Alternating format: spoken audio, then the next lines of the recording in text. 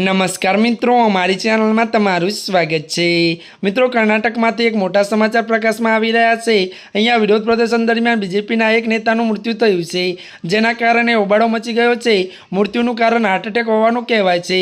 त्यारे मित्रों, पेट्रोल अने डीजलनी किंमतमां वधारो विरोध करी रहेला बीजेपी नेता अने पूर्व एमएलसी एमबी भानुप्रकाश सत्तरजुना निधन थयुं छे।